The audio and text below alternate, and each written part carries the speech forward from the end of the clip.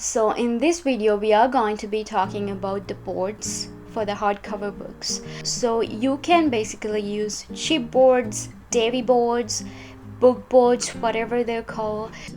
So when it comes to these boards, it's important to understand the thickness in terms of points and millimeters. Most commonly, you'll see in the United States market, it's 22 points, 50 points, 70 points, or 100 points. So what is a point? Let's get into the math. So 1 point equals 0.0001 inches. So that means 100 points means 0.1 inches thickness. So I know it sounds like weird. And again, if you want to understand that in millimeters, 1 point means 0.0254 millimeters. So if you're going for 100 points, it's 2.54 millimeter thickness of a board, if that makes more sense to you. So I know it's hard to understand just when I'm saying it, so let me show it to you. So if you say this is like a 30-point board, and you can say it's super flimsy and thin, and this is a 70-point board. It's more sturdy, and I wouldn't suggest this steel for these kind of books because it's still not sturdy enough for that kind of books.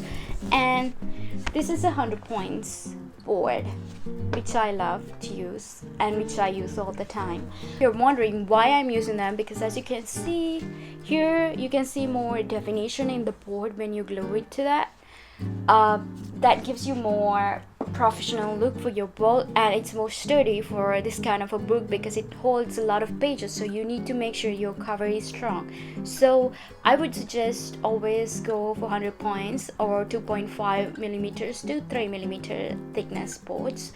And it's sometimes hard to deal with the 100-point thickness boards because most people don't like it, because when I was a beginner bookbinder, I didn't like it because it was hard to cut and it was more expensive. So I came up with this idea of, I didn't really come up with an idea, I think I saw it somewhere. I actually started gluing them together, these two boards. So this is a 30-point board, and if you glue them together with the archival glue, which I'm gonna be talking about later, it's gonna be more sturdy and it's gonna last for a while. So let me show you how to do that. So this is a really easy, straightforward method. You just want to make sure you're using a PVA glue. You can either use the other glues, but I have never used that before, so I cannot guarantee how long that could last you. But if you're using a PVA glue, you can make sure this is gonna last for a long time. You can use a roller glue like me here to apply the glue because it's easier.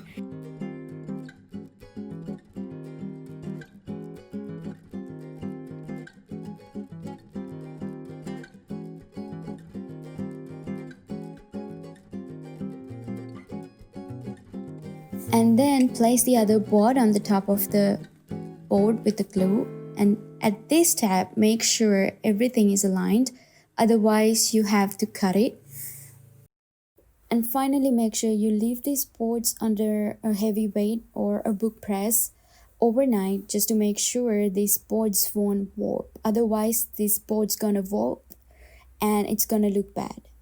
Like this way you can also glue 50 points boards together, and if it's more economical for you and it's more easier to deal with, more easier to cut, of course you can go ahead and do that. Also guys, I have a little tip for you.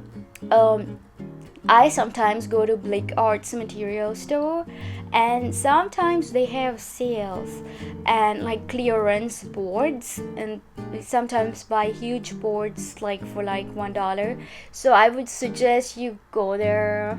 I can't really tell you when, because I randomly go there and I randomly see some stuff and I just pick them up. So always check out their clearance sections because that's a gem. But the only thing is you have to deal with the big board now and cut it, but it's worth it. Like if you want to be more cost effective, especially if you're a beginner bookbinder. And let's talk about how to cut these chipboards.